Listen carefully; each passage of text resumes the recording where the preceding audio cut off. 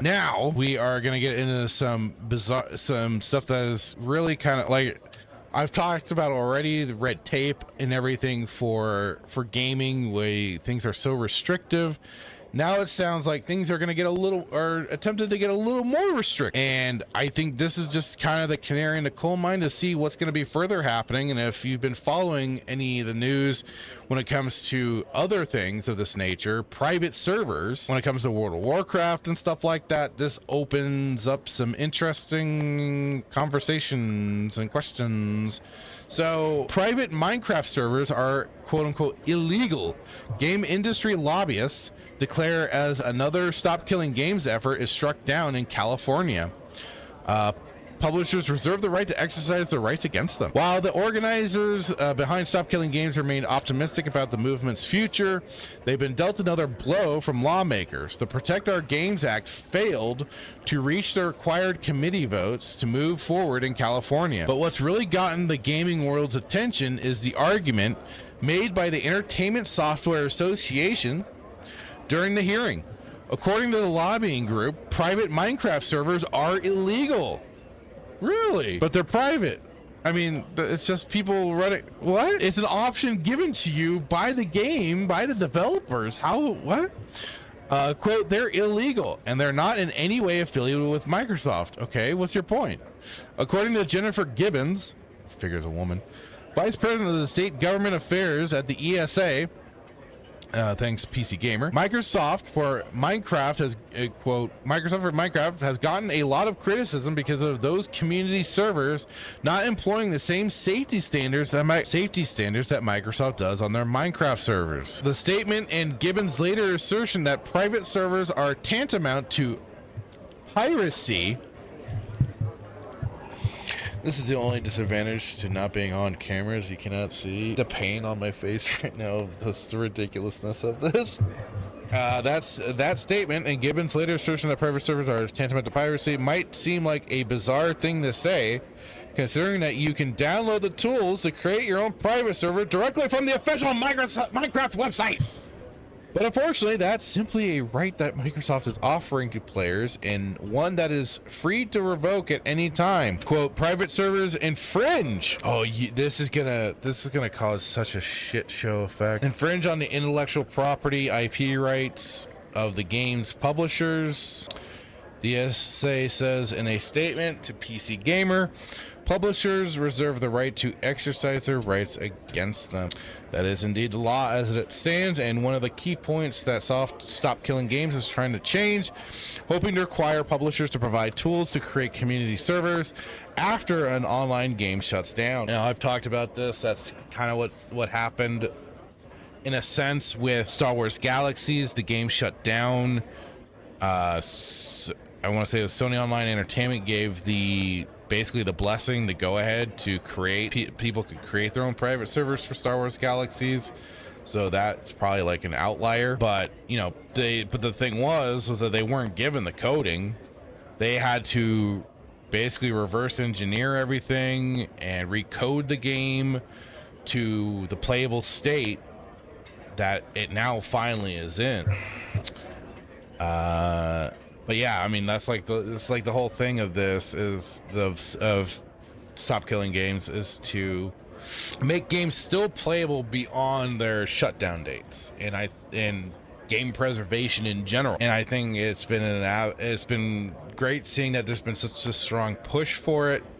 I want nothing more than for them to be successful, and as we do have at least GOG that has been doing a good job of trying to do more game preservation as well. And the great thing with that is that it's DRM free.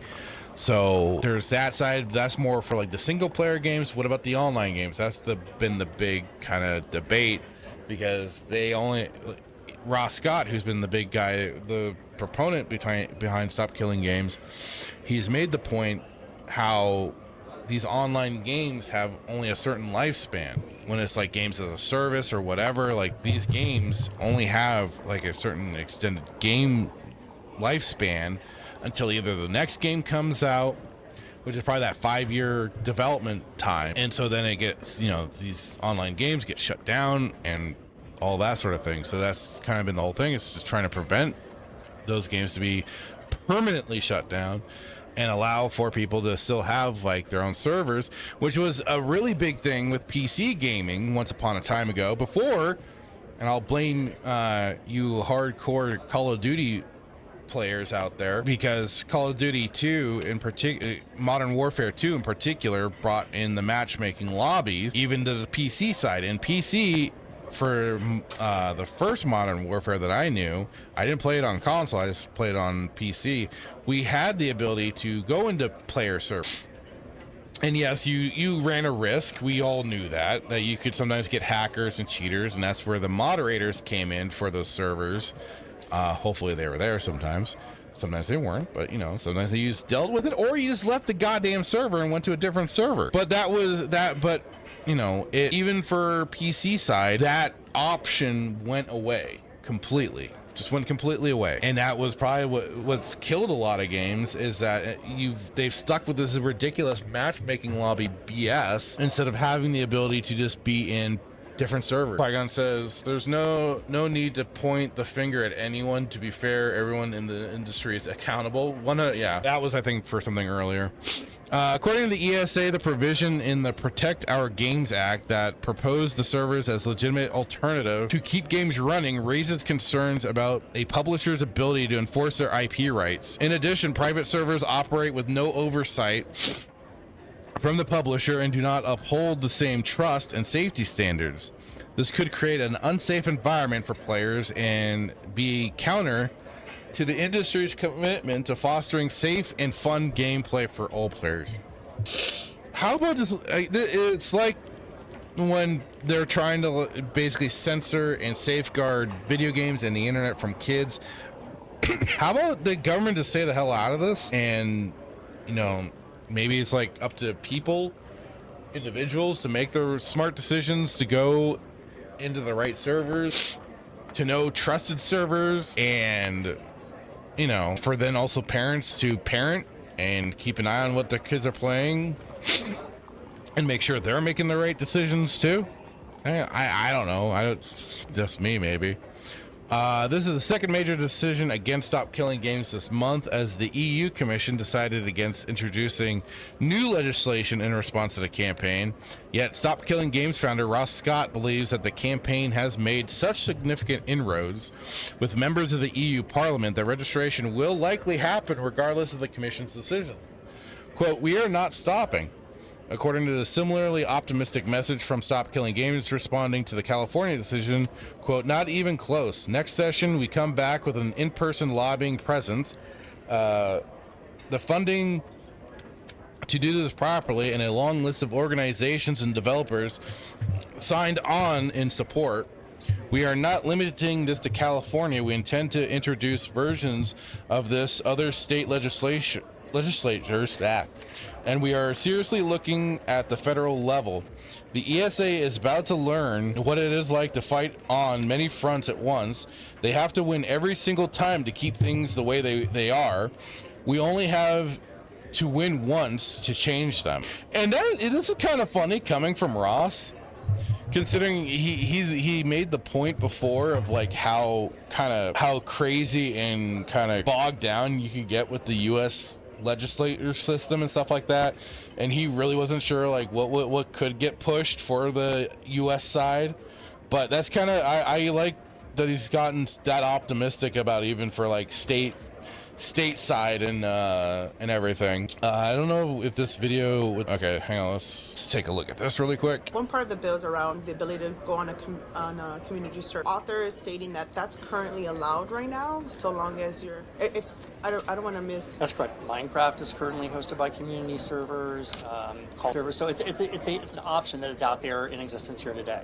They're illegal, and they are not in any way affiliated with Microsoft. Microsoft, for MineCraft, has gotten a lot of criticism. You can't hate these people enough. Like, I understand that Microsoft wouldn't want to get themselves into trouble of, you know, with what goes on, but I mean, that's like where, yeah, fine, they distance themselves and it's left up to the individual, but that's where we don't need this shit coming in and telling people what servers they can and can't play on. And then it just leads it back to, yeah, if you're stuck on an official quote unquote server when's to determine when the game's going to shut down. So that's like why I say where the hell even what's even going on in gaming anymore? Like, we have become more restrictive, less free. It's become such a, you know, furtherly as my pal Hitman would just call them, this bunch of shysters out there, and that's all they're looking to do is just kind of rob you of your money and not give you what you are actually paying for, which is what we're coming down to with digital goods and stuff like that. And now it's like there's a stronger push with these private servers. Blizzard has been going after private servers like freaking crazy because, oh my god, the player base is giving the gamers what they want from the games that, you know, Blizzard has chosen to ignore over the decades long run of that game for World of Warcraft. And how dare people provide alternatives? This is what, like, once upon a time this just would have been it just would have been like, oh, it's just an alternative, because like I said, you know, the Doom engine was used for so many different things. Different companies took it and turned it into so many different either first-person shooters, first-person RPG shooter. I mean, all sorts of stuff. It's crazy that now we have gotten to this point. I won't rant again, but yeah, it's just sad. Thank you for watching this clip from Respawn Roast Cantina. Please like and subscribe if you like what you see, and check out the full episode.